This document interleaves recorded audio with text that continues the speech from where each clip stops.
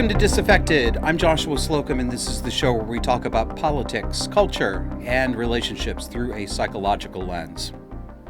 We all know that anti-white racism is de facto legal, and it's culturally praised. Black people in America today can do and say anything at all that they like about white people. They can lie, they can blame shift, they can judge us for the color of our skin all day long, and there are zero negative consequences. Not just no consequence. You can earn a major social salary by being an anti-white black racist in America. Joy Reid does it every night on MSNBC. Black commentators on major media talk down to whites and talk them down constantly while they demand to be verbally worshipped as black people. What this really represents is an explosion of black narcissism. We have explosions of narcissism all over the place. That's the entire foundation of this show. Everybody is more narcissistic today than they used to be. But, of course, protected classes of people are the most narcissistic of all.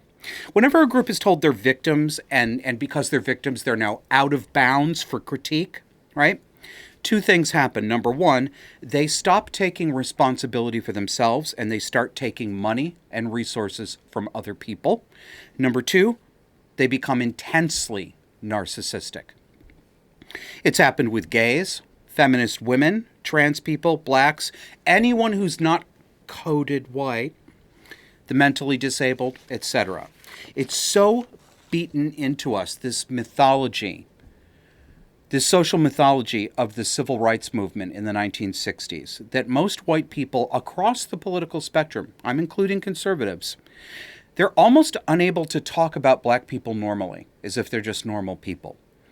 We have an internal censor that makes our stomach clench up if we even start thinking that black people might be getting a little bit out of their lane. We punish ourselves for even thinking it. When Kevin and I started the show in January of 2021, I still wasn't over that internal censor about the race issue.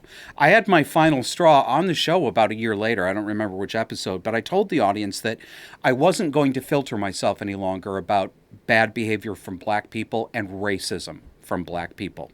And it's even clearer to me today in 2024 that if we don't switch tracks in the United States, white people are going to end up in real physical danger the way they are today in South Africa.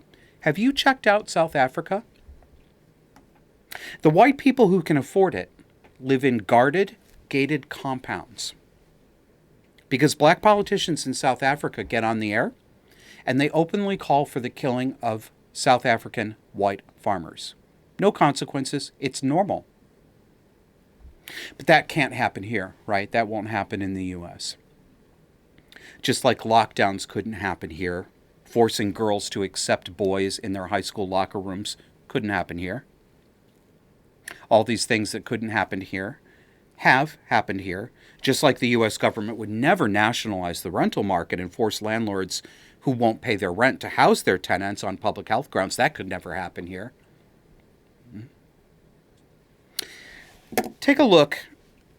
This is a tweet from Colin Rugg. New CNN panel has meltdown after Representative Nancy Mace apparently says Kamala Harris's name wrong.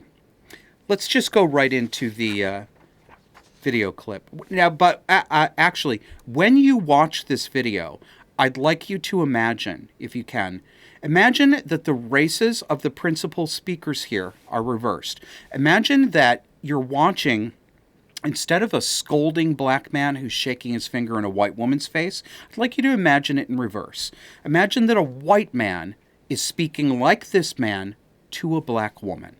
Let's listen. That sounds like self-hatred and justification of white supremacy. And let me just say this, because this Congresswoman is a wonderful human being, but when you disrespect Kamala Harris by saying you will call her whatever you want, I know you don't intend it to be that way. That's the history and legacy of white disregard for the humanity of black people. Oh, so now you're calling me racist. I didn't say. I just said you weren't a racist. That is complete. No, you don't have to intend racism to accomplish you are it. intending that I am Your disrespect of Kamala Harris is part and parcel of a tradition of disrespect. Why can't you just offensive. Congresswoman, and it's, why can't you it's just? offensive. Why That can't is I'm not calling you a disgusting. racist. No, I'm you saying are. what the You practice are. is You are. racist. You Why can't absolutely we are. just The hear practice what is I'm racist. saying? let me get Disrespecting. your No, what's disgusting That is is your disgusting. disrespect of her. Professor. This gentleman said, You know what? I You know didn't know what's her name. disgusting He's to trying women to do is it. her disrespect of women. She doesn't know what a woman is.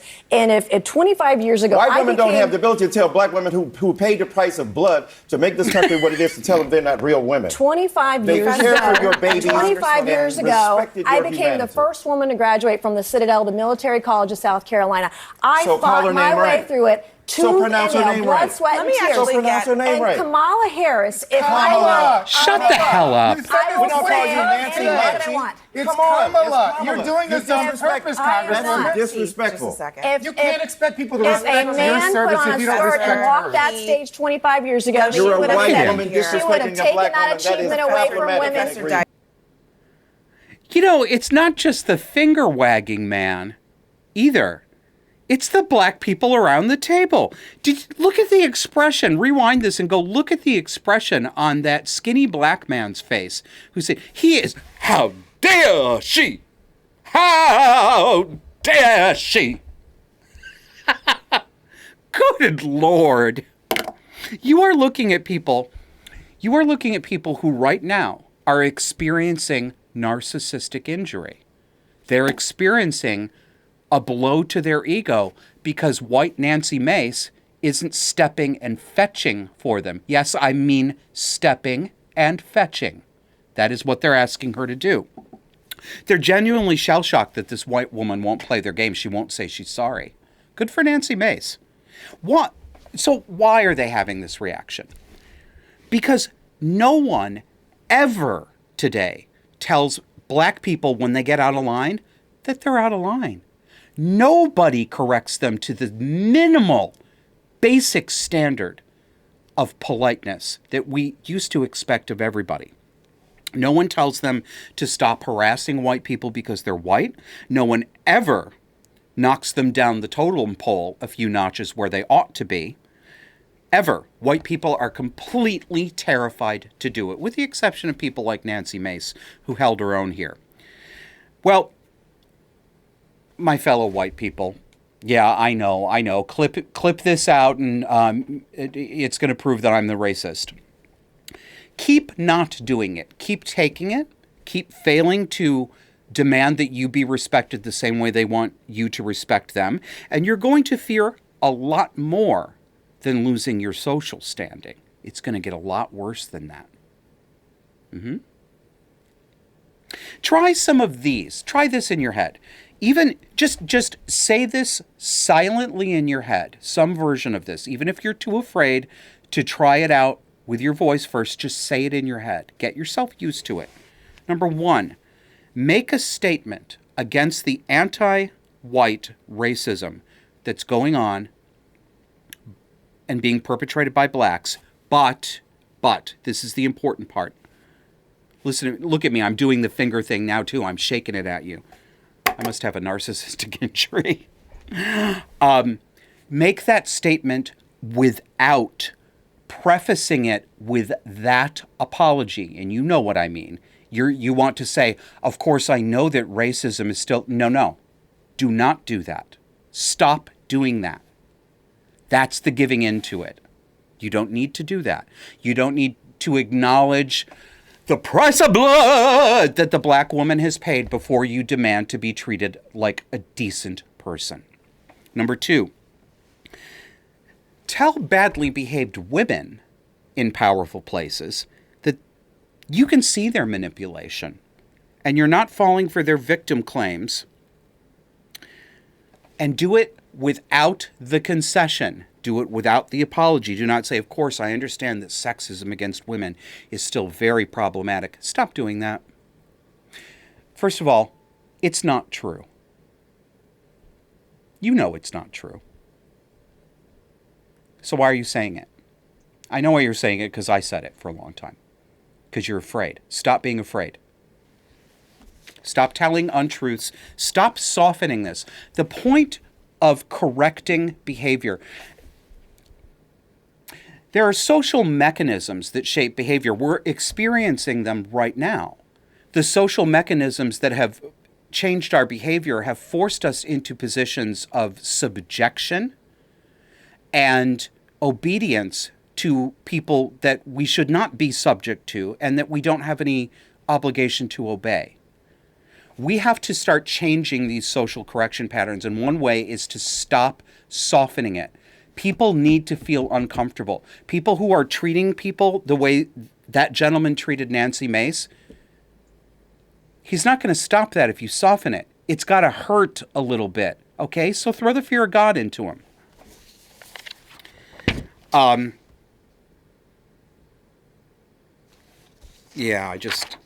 This is why I do paper, right? Next segment. Let's talk about old liberals and kind people. We're going to show you a video in a minute. The people in this video are the kind of people that I spent most of my adult life with. They were colleagues, they were friends, sometimes they were bosses and supervisors. I was a liberal Democrat, and I believed what they believed until I didn't. What you're going to see here in this video is looks exactly like the people that I spent the last 20 years of my adult life working with and socializing with. Take it away. For those of you just listening, it's a bunch of people with Harris for president signs. Lots of old white people, a couple of non-white people. Just like a tree that's planted by the water, we're not going back. Voting for our freedoms, we're not going back. Control of our own bodies, we're not going back. Just like a tree that's planted by the water, we're not going back. Voting for our sisters, we're not going back. Voting for our brothers, we're not going back. Just like a tree that's planted by the water, we're not going back. Voting for our daughters, we're not going back. I'm sorry, audience, but if I had to listen to this, you have to listen to it too. We're not going back. Just like a tree that's planted by the water, we're not going back. Do you remember that Brady Bunch episode where they formed a musical group? I think it was for a contest or something. The song reminds me of it. You know it's time to change. You've got to rearrange. Oh, it's so skin crawling. All right, here's some observations about this. The older people like this are still living mentally in their glory days of the 1960s. Even in their 70s and 80s, my friends like this still thought of themselves as the young, long-haired flower children fighting the man. But as one acquaintance recently put it, they're still trying to teach the world to sing in perfect communist harmony. Thank you, Adam. Number 2. Many of my friends recounted to me the same tales repeatedly of having been young white people who went down south to help black people during the civil rights era. An entire hour of supper-time conversation could be taken up with a tale told with obvious nostalgia about how they were a young white couple who packed up their VW and went down south to march with black people across bridges, right? Some of these people saw truly disturbing acts of racism. They did. And it imprinted on them. It left a lasting impression. Yet, it's difficult to know how many of those tales to believe because some of the stories that I heard were so like the stories by other people that it left me with the impression that, not necessarily consciously, but that my friends were performing a pastiche of memory and fantasy. And many people like this are unable to see or understand that the world of their exciting youth isn't the same anymore. Many people like this told me right at their own dinner tables that the South today in the 21st century is still just like it was in their youth. And I did mean the word exciting when I said exciting youth. We don't like to say this out loud, but we have to if we're going to be honest. Young people want to be part of something bigger, something historic. They want to feel part of a movement. Danger and oppression, or the perception of danger and oppression, are in fact exciting when you believe that you're fighting for the angels. And on a more basic human level, well below the level of conscious thought, danger is simply exhilarating. That's just a fact. Compassion is not the only reason that somebody becomes a firefighter or a paramedic or a tactical cop. Doing it for the rush, doing it for the thrill is also a motivation. It's a very common motivation. I know this on a personal level much less dramatically because I was a beat cops and crime reporter for a while, and I was sent to the scenes of murderers and public suicides, bridge jumpers, the whole thing. To me, to the cops on the scene, to the first responders, to the dive teams, there was an exhilaration and a thrill. Some of my old friends, like the people in this video, seem to genuinely believe that the world today is the same as it was in the 60s, but I don't know if they really believe this or if they simply needed to believe it. These people claimed that it was still dangerous for a black man to be seen in public with a white woman in the South, or that black men in the South are routinely pulled over on dark country roads by sketchy racist sheriff's deputies and disappeared right now in the 21st century. These are probably the same people who incorrectly believe that thousands of unarmed black men are killed by American police every year when the number is usually between 20 and 30. But here's I haven't really answered this question. I leave it to you to think about. Were any of these people genuinely kind the way they believed that they were? It's hard for me to say. They certainly thought they were, and I thought they were too.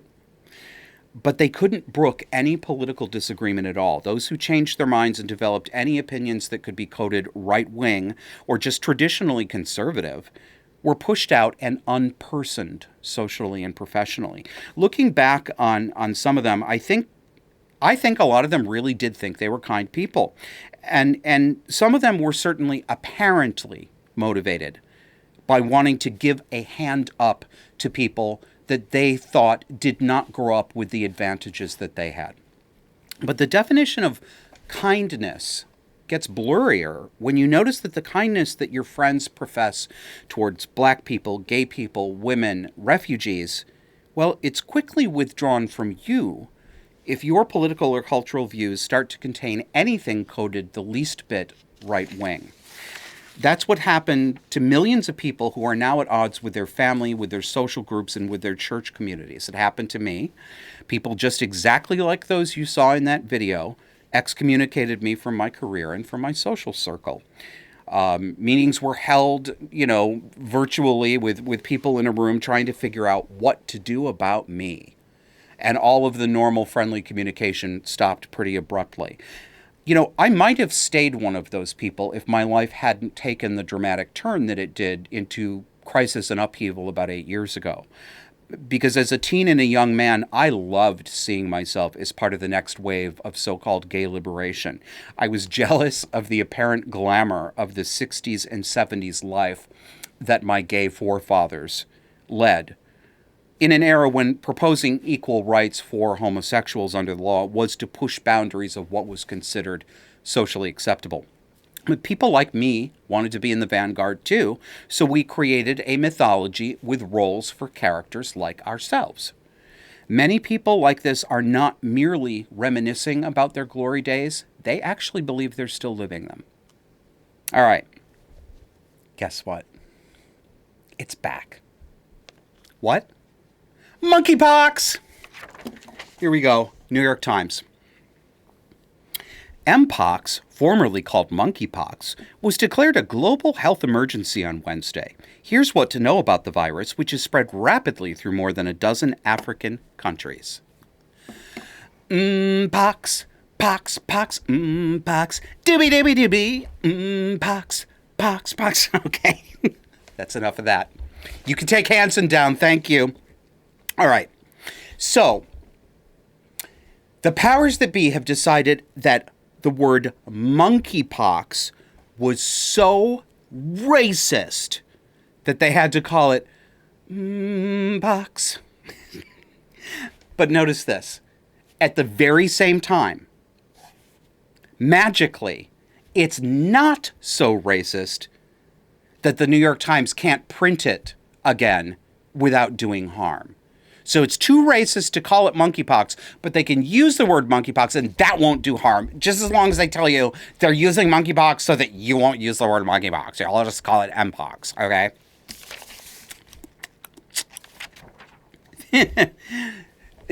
Here's what this is. They're demonstrating right in front of us what this is really about. It's not about stopping racism. It's not about stopping harm. It's simply about showing you how much power they have to manipulate language, because the majority of people just do what they say.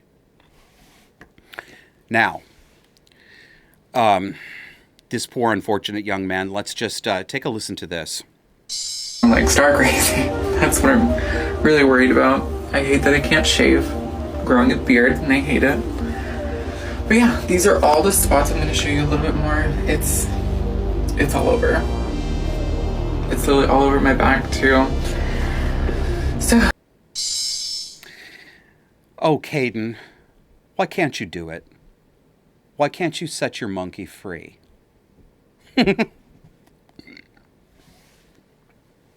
Do you wonder why Mpox is back? Well, there's no need to wonder. Headline from Forbes. Vaccine maker shares soar after World Health Organization declares health emergency over Africa Mpox outbreak. And their best customers, of course, are gay men who are in the main depraved sluts. Do you remember those fops lining up in major cities 2 years ago to get a pox shot so they could keep raw dogging each other? Disaffected remembers. Check this out. This is from 2 years ago, CNN. Gay men are lining up as early as 2 a.m. for monkeypox vaccines. Many leave empty-handed. Yeah, well, other places weren't empty, I'll bet. Take a look at the New York gays. Can we put them up, Kevin? Standing in line for this. Look at the, okay, I got to make fun of all of them. This guy on the left with his goddamn face diaper on his little phone. And this one here, he's like, yeah, like I'm waiting for a monkeypox vaccine. Oh my God, this line is so long. And then I was like, do you have the vaccine? And she was like, yeah. And I was like, yeah. And she was like, yeah. Then we've got Los Angeles gays doing the same thing, except they knew they were going to get bored. So they brought their dog with them. Just look at this. The gay men's response to finding out that there's a new disease that causes pox eruptions all over your skin is not to stop being whores, but to stand in line for another brand new vaccine. And people wonder why I'm embarrassed to be a homosexual in 2024. All right. You know what I'm not embarrassed to do? I'm not embarrassed to sell this delicious meat. Okay? Okay, honey. Anton's Biltong. He is the official sponsor of our show. Go to landofbiltong.com and get some delicious meat snacks. What is biltong? If you know beef jerky, it's like that, but it's South African. It is delicious meat that is very thinly sliced and cured with vinegar and spices. You've got beef, you've got spicy, you've got non-spicy. One of our show supporters, I'm sorry I can't remember who you were, but I saw your post about this, bought the kangaroo. So whoever you are, please leave a comment under this and tell me how the kangaroo tastes. I love this stuff. I haven't had the kangaroo yet, but it's really good for you. It's high quality animal protein and animal fat. It fits well with keto. And if you order because you saw it on the show, Anton will give you a discount. Use promo code JOSH to get free shipping, or use promo code JOSH10 to get 10% off your order. And of course, as always, I am available if you want to talk to someone semi-sane who sees the world and the way it's crumbling, probably the way you do. Go to joshuaslocum.net. Obviously, I focus on helping people think through issues that involve cluster B, narcissism, social abuse, family problems. But I have also had a lot of clients recently who just wanted an hour to talk over what's going on in the world and what's going on in their families with somebody who understands and can see it. And actually, also, I know that there's less of a call for this, but I do have 20 years of experience helping people to plan funerals, burials, and cremations and save them thousands of dollars at one of the most stressful times of their life. And I was able to help a couple who booked some time with me last week. So if you need to do some funeral planning, some end of life planning, we can use the hour for that too. Check out joshuaslocum.net. We will see you after the break.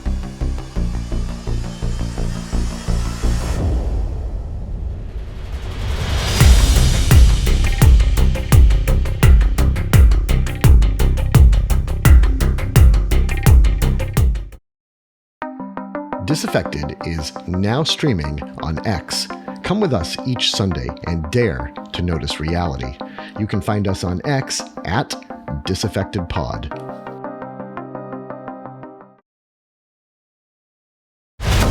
Do you get something from Disaffected you don't find anywhere else?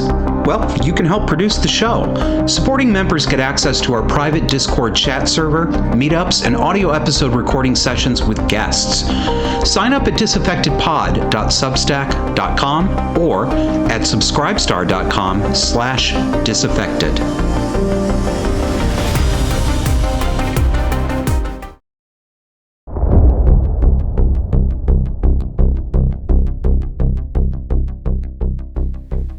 Welcome back to Tech Talk. Let's talk about the degradation of computerized user interfaces. So what's wrong with device interfaces today for users? Everything. User interfaces have actually degraded over time. They've not advanced. They've become harder and less intuitive, which is exactly the opposite of what designers should be striving for. So I made a list of the things that are wrong and found some examples, and it was really nice to be validated by other people in the design industry who saw the same thing I see just as a plain old user. So one of the big problems is the use of the substitution of pictographic icons for all text. No text explanation. They just put up a picture, this abstract little icon that might be a picture of a disk saving function, but it might be something else, and there's no text there to tell you what to do. So you're afraid to click on it because you don't know if it's going to take an action that you can't undo. The Norman Group, I think they're a design house, they had a great article on this practice. Take a look at this. And this article is from 2017. Bad icons, how to identify them and improve them. So what makes a bad icon? A couple I pulled out here. One, the visual already has a different established meaning. So the icon that you're using already has another meaning. And the writer explains, a star icon, for example, is for rating and bookmarking, not to view presentation templates. The Internet Explorer icon means launch Internet Explorer, not open a list of web links. Number two, the reference that the icon is making is too esoteric and requires too many inferences. An image of a rocket may lead the occasional user to make the leap from rocket to launch app. Just as a bullseye with an arrow jabbed in its center may conjure target, then hit the target, then financial targets, to finally savings and retirement, but most users don't want to solve a puzzle to understand an icon. This is, was she as frustrated having to write this as I am having to read it? Because nobody should have to explain this shit. Professionals get paid for this? So she gave some examples. Let's put these on the screen, Kevin, of some icons that mean absolutely nothing, with the exception of the first one. That one looks like a Wi-Fi icon. But the legend underneath, she says, examples of intranet icons. So she's talking about within company platforms. Without their labels, can you tell what each one is for? The solution is shown further down in the article. That's the problem. You shouldn't need to go anywhere to find a solution. They're supposed to be immediately intuitive. Well, guess what? Guess what's immediately intuitive? That's right, written English. or Swahili, whatever language base you're programming for. That's right, words.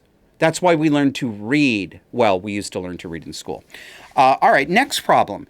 Every company, it seems to me, uses their own bespoke pictographic icons. There's no longer a universal language denoting the save function or the unpublish but do not delete function, advance to the next screen, et cetera, et cetera. Everybody's just making up a picture for these things. Additional problem here. Even large stationary monitor screens, like for a desktop computer, even those don't have enough space on them for all the pop-up clutter that every single application and site uses now. And I'm not talking about the ad pop-ups, not talking about ads. I'm talking about the instructional pop-ups that appear on your screen when you hover your mouse over these impenetrable icons, instead of just labeling the fucking icon or using words, for example. Do you remember menus that had words in them? Everything, it's like Denny's came along to all the computer places and it was like, just replace everything with a picture of moons over my hammy. Then it pops up and it's like, this means this means this, and just no matter where you move your mouse, something is covering up the article you're trying to see. It drives me crazy. Next problem. Oh, there are so many.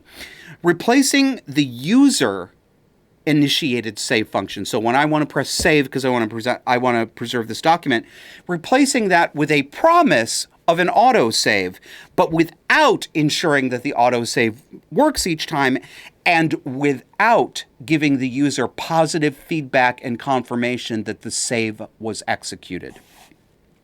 Additional problem. Autosaving saves errors as well as it saves good work. Autosaving is not what I want when I'm writing a document or performing certain functions. I want the ability to choose when to save the document so that I don't allow any very recent errors to overwrite something that should not have been overwritten. Excuse me. And finally, removing all the options to force a save. Have you noticed this? You just have to sit there. You have to... And I'm sorry, I've seen this happen. Google Documents in Google Drive. When it works wonderfully. When it doesn't work, it's a nightmare. I've seen it sit there for, I think I timed it out at 35 seconds last night when I was using it instead of Microsoft Word. It still hadn't, it just kept saying saving. I couldn't navigate away, I couldn't close the tab. Do you really want to leave all these unsaved changes? There is no user saved there. Stop with the automation. Now, second thing I want to talk about, and I'm going to crow about this because I was so right. Touch screens. The world of computer devices and appliances is now built for machine coolness aesthetic purposes, not for human purposes. I remember when Star Trek The Next Generation first came out, I think it was 86 or 87. It was a really big deal. Everybody was talking about it, and that was on every week in our family. It's still one of my favorite shows. But I noticed how I was complaining about this even when I was like a young teenager, how the new Enterprise, which by the way, the Enterprise D is the ugliest of all of them. I'm sorry, it is just hideous. But they have replaced all the knobs and dials and toggles with these flat screens, which looked really super cool. And even back then, I thought to myself, this is unrealistic because nobody would put feedback-free touch screens on a goddamn warship. You're just asking for trouble. And yes, I did. Kevin, you can put up the image of the Star Trek The Next Generation technical manual. Thank you.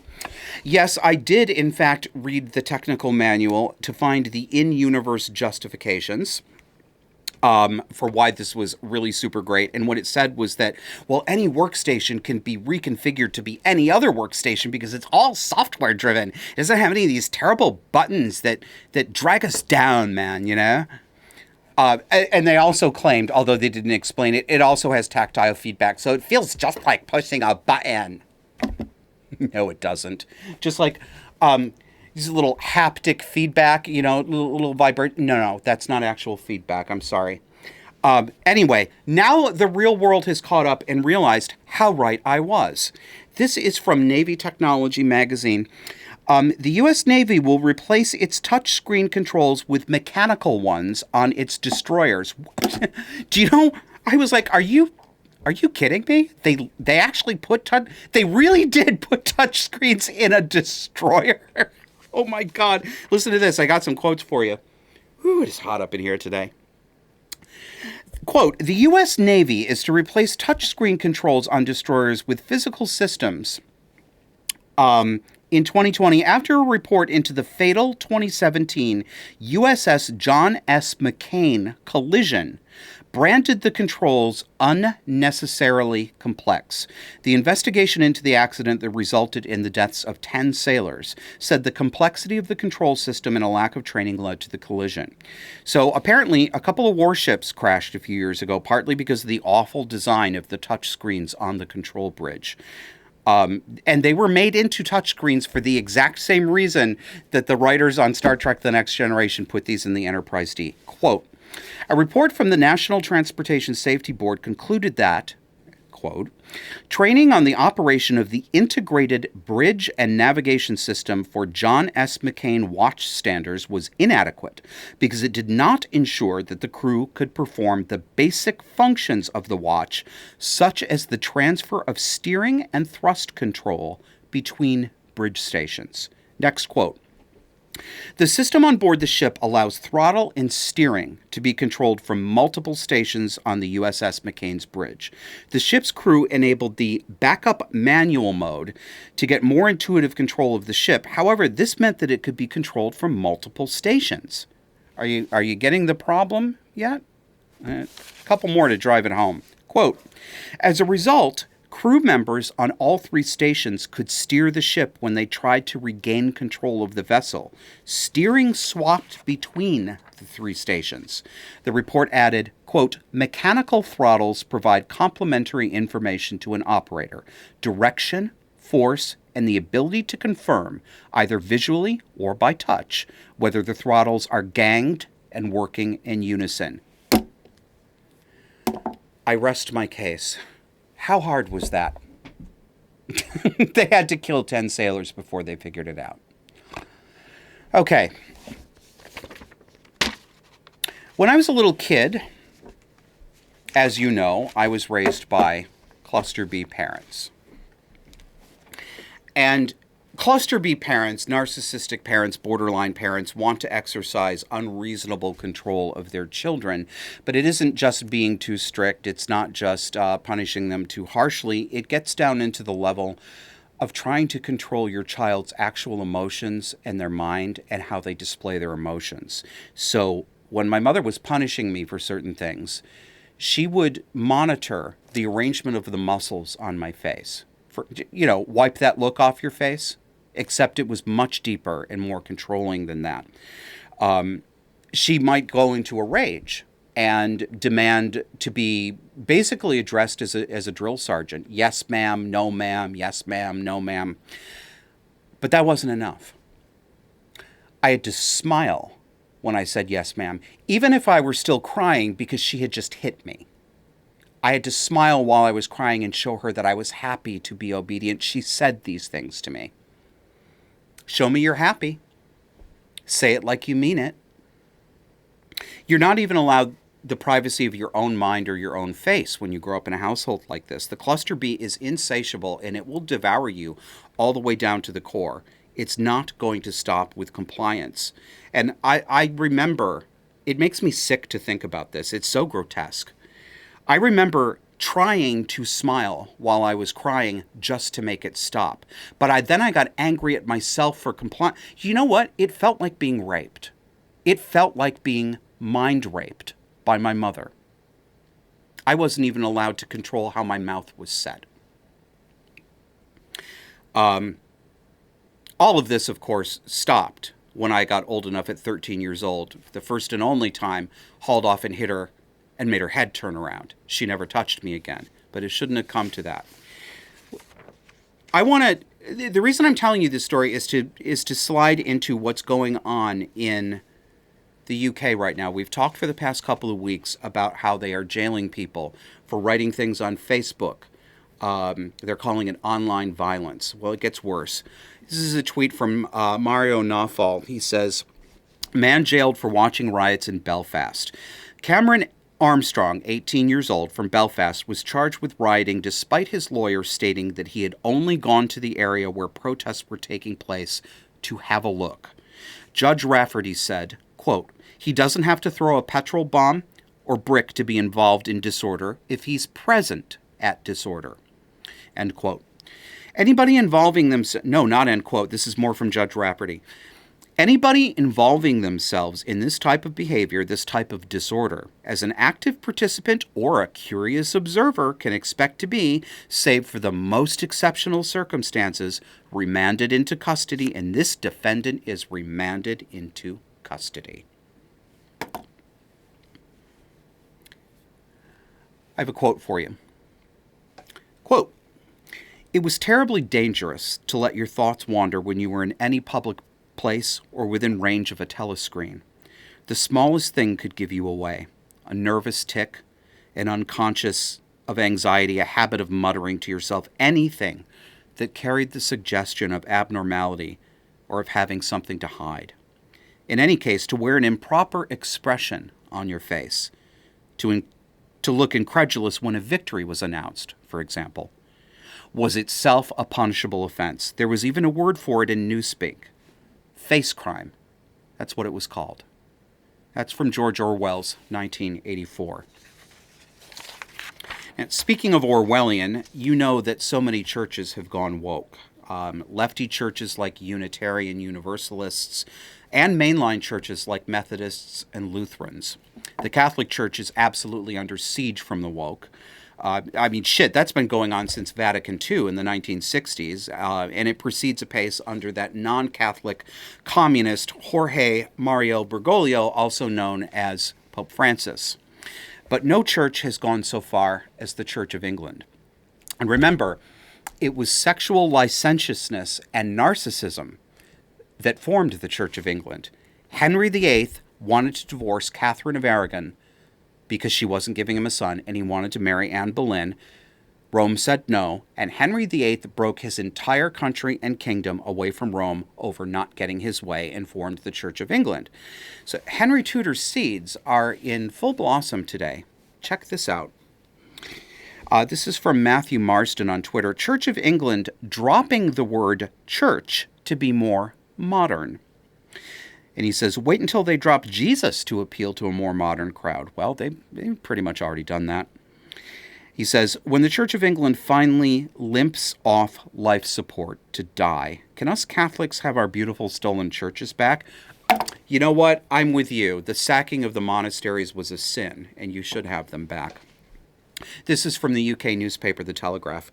The Church of England is increasingly dropping the word church in favor of, quote, relevant and modern-sounding descriptions such as community, a new study suggests. The Anglican Church appears to be increasingly avoiding the word church when discussing the creation of new worshiping communities and congregations, a report has found. The Center for Church Planting Theology and Research looked at the language used by 11 dioceses to describe new churches. The creation of a new church group is traditionally referred to as a church plant. But the report found that while 900 new churches had been started by the diocese in the past decade, none had used the phrase church plant as the primary way to describe the project. The report's author, Reverend Dr. Will Folger, vicar of St. Nicholas in Durham, found that 6 of the 11 dioceses used the language of worship in their main descriptor of new church projects, 2 used congregation, and 7 used community. Quote, Dr. Giles Fraser, vicar of St. Anne's, Kew, told the Telegraph that this apparent reluctance to use the word church reflects a, quote, misplaced desire to be relevant and modern sounding. In an article on the platform Unheard, Dr. Fraser said that it was as if the church has given up on church. Not since Prince became Squiggle has there been such a daft revision. Nice. All right. We're going to take a break here, but I want to remind you about the very first episode of the show. In episode 1, Mommy Issues, I said that this show was, quote, not a safe space for narcissists, borderlines, histrionics, or sociopaths.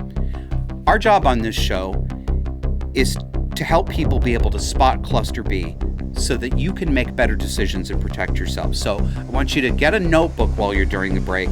Come back. We've got 2 examples of cluster B that are going to make a great lesson, and they're entertaining too.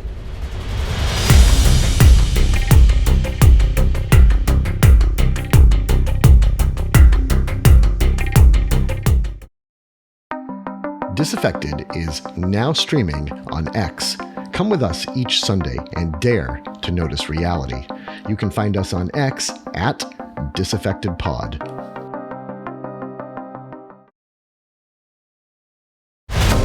Do you get something from Disaffected you don't find anywhere else? Well, you can help produce the show. Supporting members get access to our private Discord chat server, meetups, and audio episode recording sessions with guests. Sign up at disaffectedpod.substack.com or at subscribestar.com/disaffected.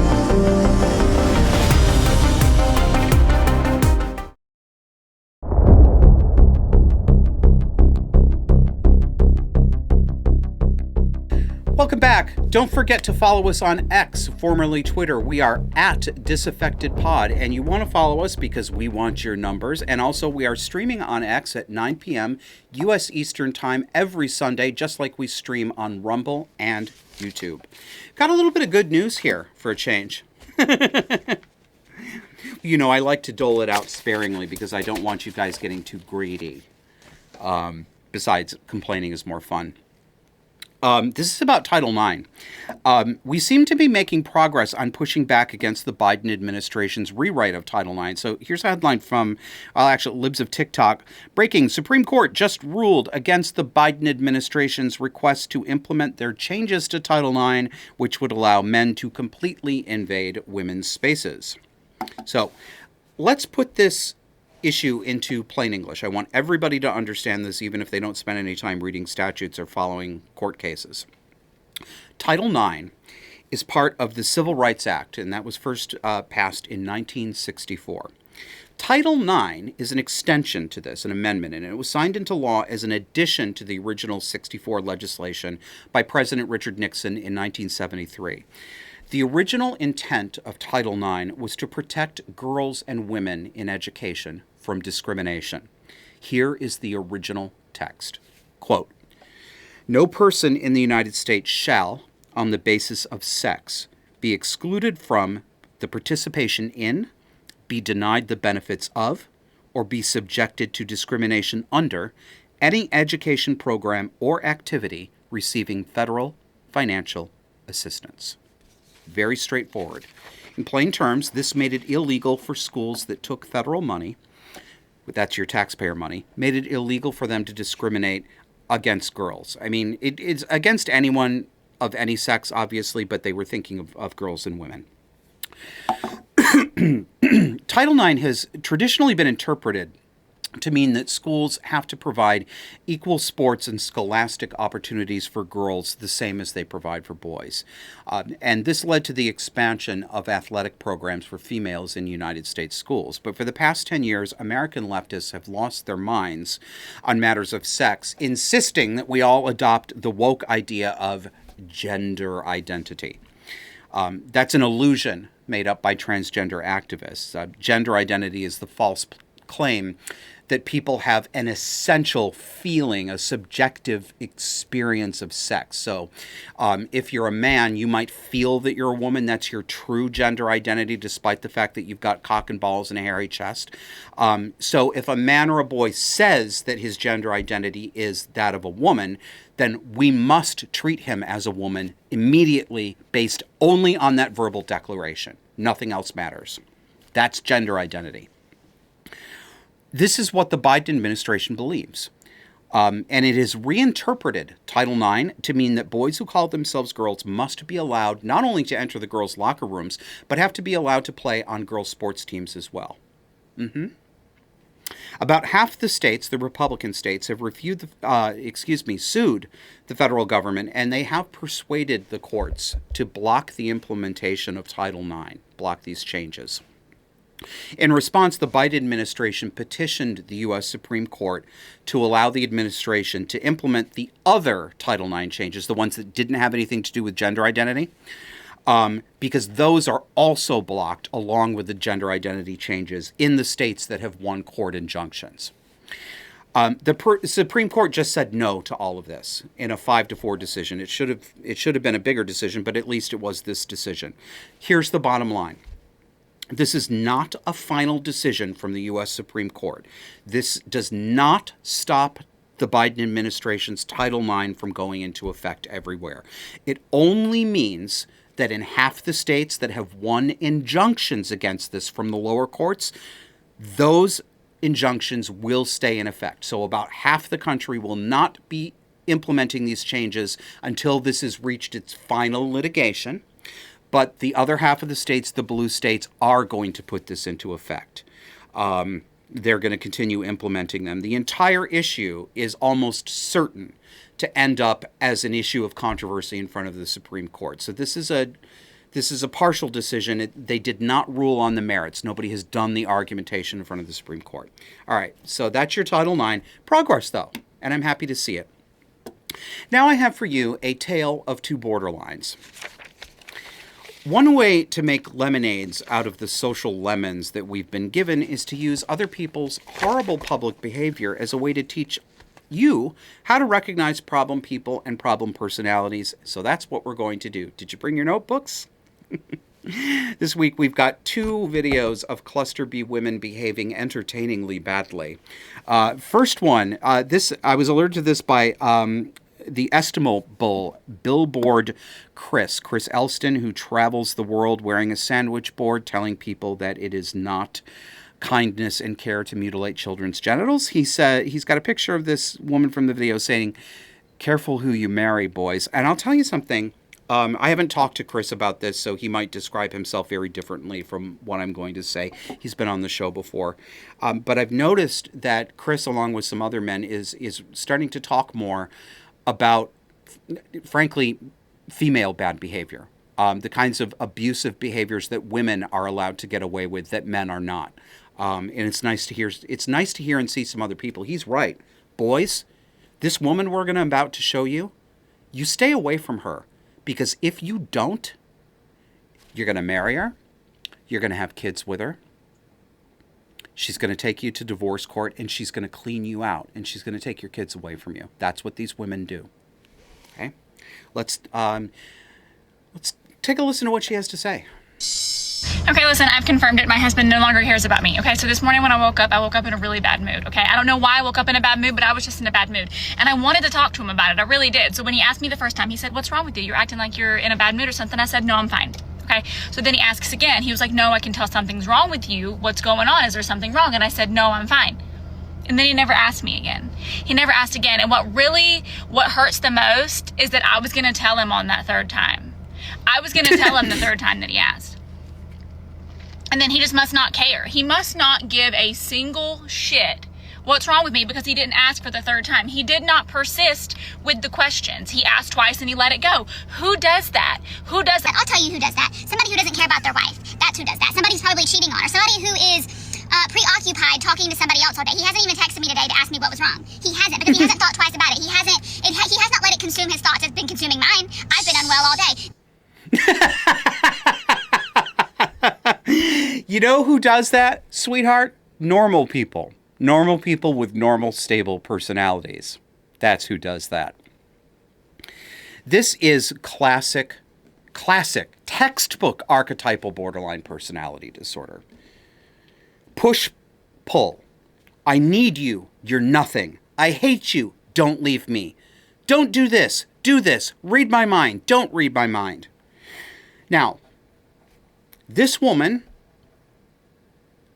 is, if this is her mindset, she is in actual distress. She lives a life of distress. She's probably emotionally miserable a lot of the time. She's terrified of losing her man. She has no internal resources inside that she can use to soothe or comfort herself. She feels empty. She's convinced that the people who love her don't love her. And this is the tragedy of borderline personality disorder. She's an example. They create and engineer the very abandonment that they most fear with this kind of behavior. No one can put up with this. Her man is living in hell too. And God help them if they have children. And there are a number of tells here. Kevin, could you put her picture back up, please? A number of tells I want to point out to you. You can't see them all in this still frame. Now, none of these by themselves, I'm not saying that if you see these things on anybody that absolutely means you can diagnose them with a personality disorder. That's not what I'm saying. But I am saying that the totality of these tells is telling you something real about the person you're dealing with. So I listed them out here. First of all, she's wearing Oshkosh Bagosh bib overalls over her undershirt, and she's got one side unhooked to prominently feature a breast, right? Tell number 1. 2, different colored nail polish on different fingers of her hand. Most of her hand has red nail polish, but the two fingers, the middle finger and the ring finger, have pink nail polish. I know, I hear you already. Oh, that's so weird. What, maybe she just likes that style. I'm telling you, I know what I'm talking about. Harsh dyed black hair. Histrionic hand movements. She's all over the place. She's got this, that I call it like the Cher move. She can't stop doing this with her hair. But she's making all these movements all over the place, and everything is dramatic and blah, blah, blah, blah, blah, blah. And her hands are covered in permanent tattoos. She's made sure to place these tattoos in a place that she will never be able to disguise, no matter, even if she wants to. Very foolish. And she's engaging in blatant public attention seeking with absolutely no concept of how crazy she sounds to normal people. Now, she's young enough. I wish her well. I wish her recovery from this. I think she could recover significantly. I don't think it's going to happen. I don't think it's very likely at all.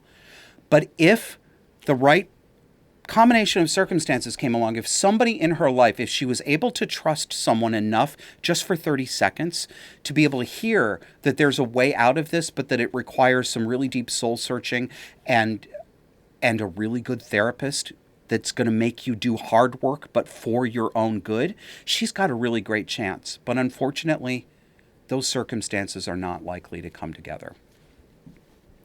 What I'm going to show you here is also cluster B, but it's a different flavor. I couldn't believe this when I saw it. Influencers in the Wild, a social media account. British influencer warned to leave Spain after placing her underwear in a supermarket bread tray. Take a look.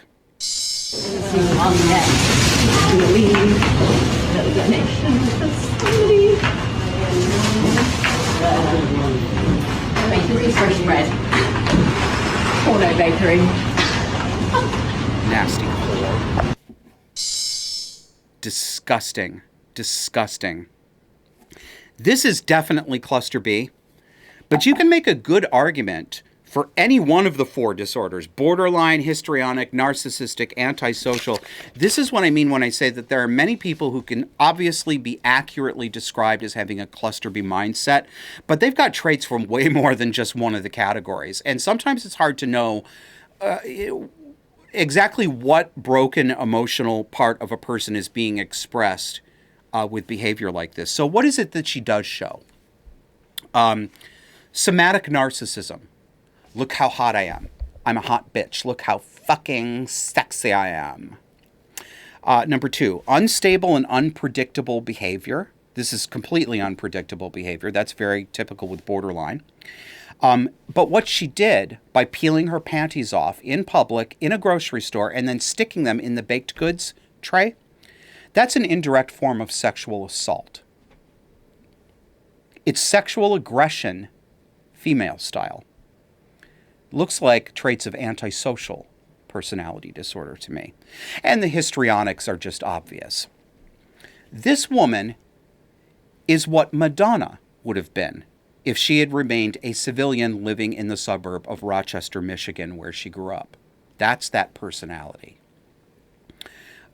This one, I think, has a much lower chance. In fact, I think she's probably got no chance of recovery because women like her, she is attractive. She's hot, and men are going to go for her.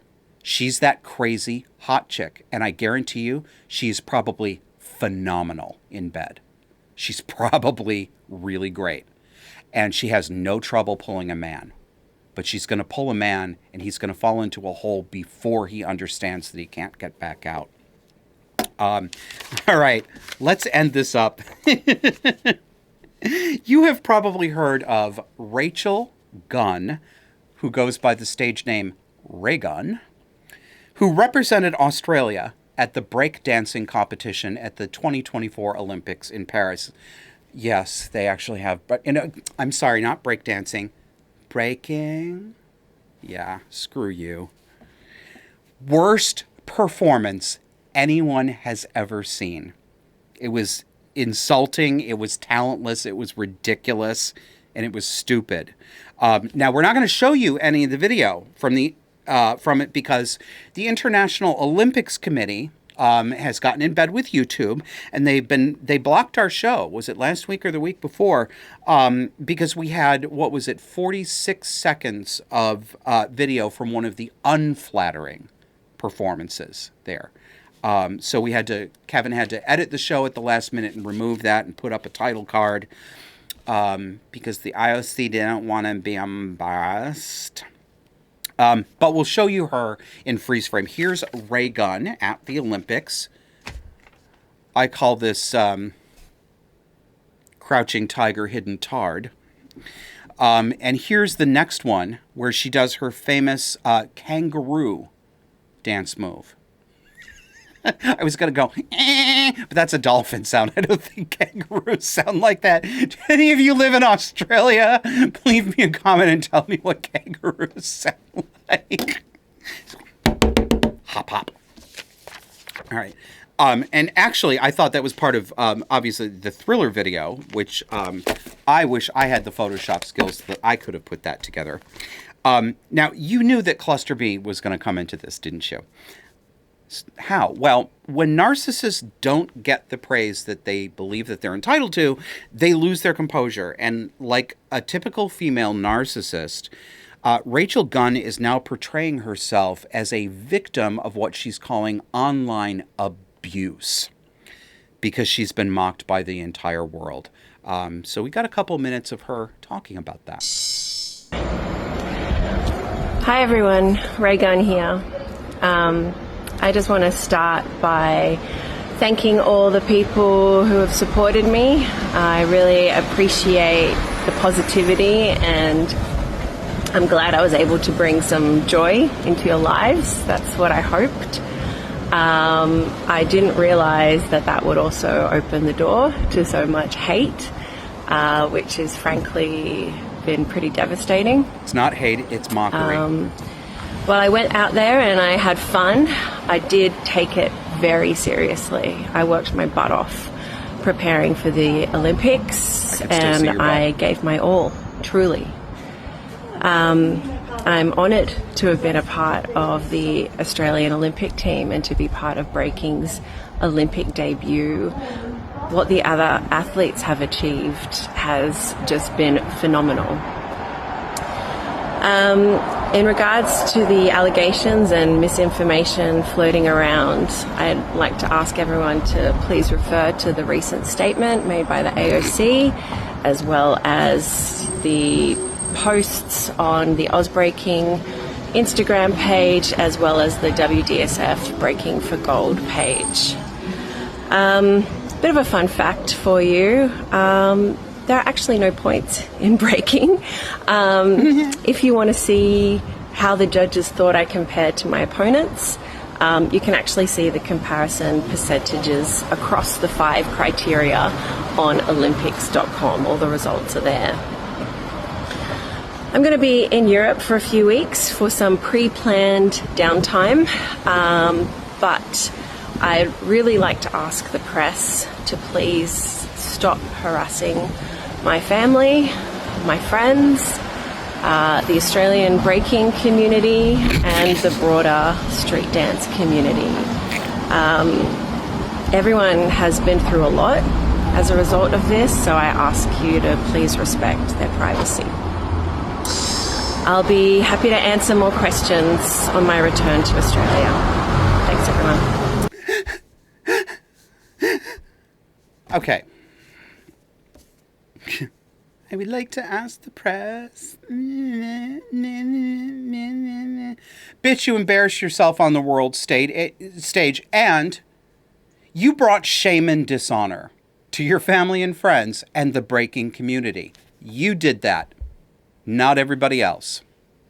She got a 0 score. She's trying to split hairs here. There actually aren't points in breaking. Yes, darling, sweetie, there are when their internal system is converted into a language that other people can understand. She got a 0 score. 0. And if you follow her advice and you go to Olympics.com and you look at the actual percentage scores within the 5 categories that they judge each dancer on, you will find that she got almost nothing. I mean, I was looking at a chart. I should have had the chart. The visual would have showed it to you. She almost didn't score on the board at all. That's how bad her scores were. I mean, there's nothing that rescues this. I don't know why she's telling you to go and look up her percentages, because they just show you why she got a 0 score. It is amazing. And you know what? I don't really believe that people are harassing her friends and family. If they are, then of course they should stop. I mean, nobody deserves that. These people certainly don't deserve it, but I don't really believe it. And I noticed that she's wearing this simpering tart affect in front of the camera, as women like this usually do, and way too much makeup. Her skin looks like the surface of the moon. I mean, you could get lost in the Grand Canyon of those crow's feet, honey. Stop packing it in with a trowel. Suck it, Raygun!